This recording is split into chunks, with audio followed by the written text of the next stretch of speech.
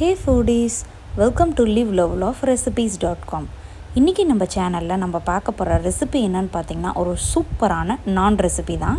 இந்த நான் ரெசிபி பார்த்திங்கன்னா நான் ஹோல் வீட் ஃப்ளார் வச்சு தான் செஞ்சுருக்கேன். ரொம்பவே ஹெல்தி அண்ட் ரொம்ப டேஸ்டியாக நல்லா பப்ளியாக வரும். வாங்க இது எப்படி செய்யலான்றதை பார்க்கலாம்.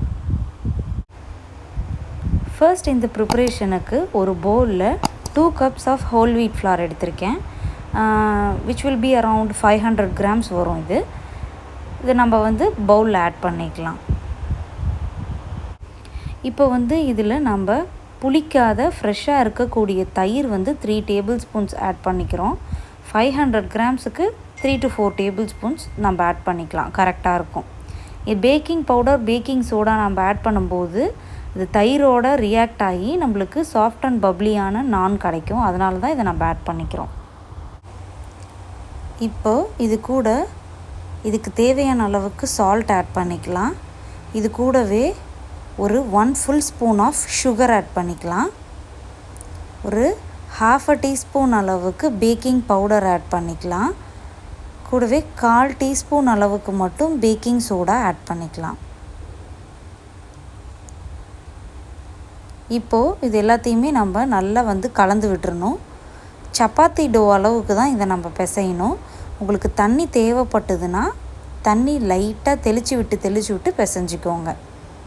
இப்போ பாருங்கள், ஃபஸ்ட்டு நான் அந்த தயிரில் இருக்கிற மாய்ஸ்சரை வச்சே நான் நல்லா எல்லாத்தையும் கலந்து விட்டுக்கிட்டேன். Baking powder baking soda sugar இது எல்லாமே நம்மளுக்கு ஈவனாக டிஸ்ட்ரிபியூட் ஆகணும். அதனால் ஃபஸ்ட்டு இந்த மாதிரி கலந்து விட்டுட்டு அதுக்கப்புறமா இது மாதிரி தண்ணியை தெளித்து ஒரு சப்பாத்தி டோ பதத்துக்கு இதை நம்ம பிசைஞ்சு எடுத்துக்கலாம்.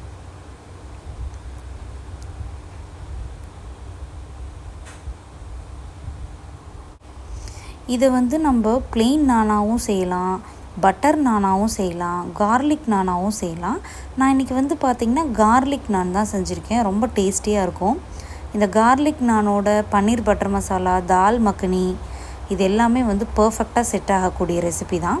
மஷ்ரூம் மசாலா கூட இதுக்கு ரொம்ப டேஸ்டியாக இருக்கும். நீங்களும் ட்ரை பண்ணி பாருங்கள். இது எல்லாத்துக்குமான ரெசிபி நம்மளோட சேனலில் ஏற்கனவே இருக்குது. நீங்கள் எல்லாத்தையும் ஒரு வாட்டி செஞ்சு பார்த்துட்டு எப்படி வந்ததுன்றதை காமெண்ட்ஸில் சொல்லுங்கள். இந்த நானில் பார்த்திங்கன்னா கடையில் மைதா மாவு யூஸ் பண்ணி தான் செய்வாங்க.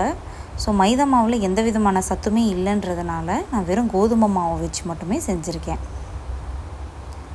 அதனால தான் நம்ம சில ரைசிங் ஏஜென்ட்ஸ்லாம் ஆட் பண்ணியிருக்கோம். இப்போது நம்ம மாவு அழகாக ரெடி ஆகிடுச்சு. இதை நம்ம ஈஸ்டெல்லாம் எதுவுமே சேர்க்கலை அப்படிங்கிறதுனால ஒரு 5 minutes ரெஸ்ட் பண்ணாலே போதும். ரொம்ப அதிக நேரம்லாம் ரெஸ்ட் பண்ணக்கூடாது. ஏன்னா நம்ம தயிர் பேக்கிங் சோடா பேக்கிங் பவுடர்லாம் ஆட் பண்ணியிருக்கோம் இல்லையா, உடனடியாக மாவு கூட ரியாக்ட் பண்ணும்.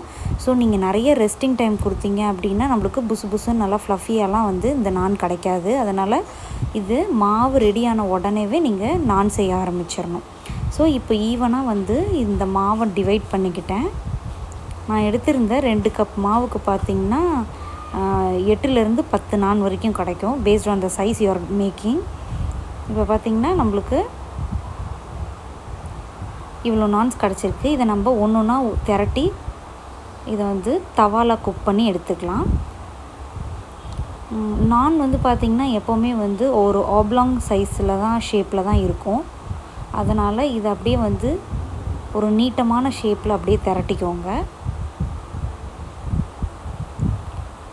கொஞ்சம் நீட்டமான ஷேப்பில் திரட்டிட்டு இதுக்கு மேலே நம்ம பொடியாக நறுக்கி வச்சுருக்கிற கார்லிக் ஆட் பண்ணணும். நீங்கள் கார்லிக்கை முன்னாடியே நல்லா பொடியாக இந்த மாதிரி சாப் பண்ணி வச்சுக்கோங்க. கூடவே கொஞ்சமாக சாப் பண்ணி வச்சுருக்கிற கொத்தமல்லி இலையும் ஆட் பண்ணிக்கலாம். அதுக்கு மேலே ஒன்று கரிஞ்சீரகம் ஆட் பண்ணிக்கலாம், இல்லைன்னா எள்ளு ஆட் பண்ணிக்கலாம். நான் இன்றைக்கி எள்ளு ஆட் பண்ணியிருக்கேன். கருப்பு கலர் எள்ளு ஆட் பண்ணிவிட்டு லைட்டாக மறுபடியும் ஒரு வாட்டி அது மேலே கட்டையை வச்சு ரோல் பண்ணிட்டீங்க அப்படின்னா எல்லாமே நல்லா ஸ்டிக் ஆகிடும். அவ்வளோதான், நம்மளோட நான் ரெடி. இதை தவாவில் அப்படியே போட்டு எடுக்க வேண்டியது தான். தவாவை நல்லா சூடு பண்ணிக்கோங்க. நானும் ஆட் பண்ணிவிட்டு ஒரு ஃபியூ ட்ராப்ஸ் ஆஃப் ஆயில் சுற்றியும் ஆட் பண்ணிக்கோங்க. இப்போ பார்த்தீங்க அப்படின்னா ஃப்ளேமை மீடியம் ஃப்ளேமில் வச்சு குக் பண்ணுங்கள். பாருங்கள், அங்கங்கே நல்லா பபுள்ஸ் வர்றது தெரியும். அந்த மாதிரி பபுள்ஸ் வந்ததுக்கப்புறமா இந்த மாதிரி திருப்பி போட்டு குக் பண்ணுங்கள். ஒரு ஃபியூ மினிட்ஸ் குக் பண்ணாலே மேலேயும் கீழேயும் நல்லா வந்து அந்த ப்ரௌன் ஸ்பாட்ஸ் வந்துடும். அதுக்கப்புறமா இதை வந்து ஒரு தட்டில் எடுத்து வச்சிடலாம். இப்போது இது மேலே லைட்டாக கீ ஆர் பட்டரை நல்லா அப்ளை பண்ணிட்டீங்க அப்படின்னா நம்மளுக்கு இந்த நான் வந்து சாஃப்ட் அண்ட் ஃப்ளஃபியாகவே இருக்கும். நம்ம சர்வ் பண்ணுற வரைக்கும் கூட நல்லா சாஃப்ட் அண்ட் ஃப்ளஃபியாகவே இருக்கும். அவ்வளோதாங்க, நம்மளோட ஹோல் வீட் கார்லிக் நான் செஞ்சு முடிச்சாச்சு. இதை நான் சொன்ன மாதிரி நீங்கள் பன்னீர் பட்டர் மசாலா ஒரு தால் மக்கனியோட சர்வ் பண்ணிங்க அப்படின்னா ரொம்ப ரொம்ப டேஸ்டியாக இருக்கும். கண்டிப்பாக இந்த ரெசிபி நீங்களும் ட்ரை பண்ணி பார்த்துட்டு எப்படி வந்ததுன்றதை கமெண்ட்ஸில் சொல்லுங்கள். இந்த ரெசிபி உங்களுக்கு பிடிச்சிருந்ததுன்னா மறக்காமல் நம்ம சேனலை சப்ஸ்கிரைப் பண்ணுறதோட மட்டும் இல்லாமல் உங்கள் ஃப்ரெண்ட்ஸ் அண்ட் ரிலேட்டிவ்ஸ்க்கும் ஷேர் பண்ணுங்கள். தேங்க்ஸ் ஃபார் வாட்சிங்.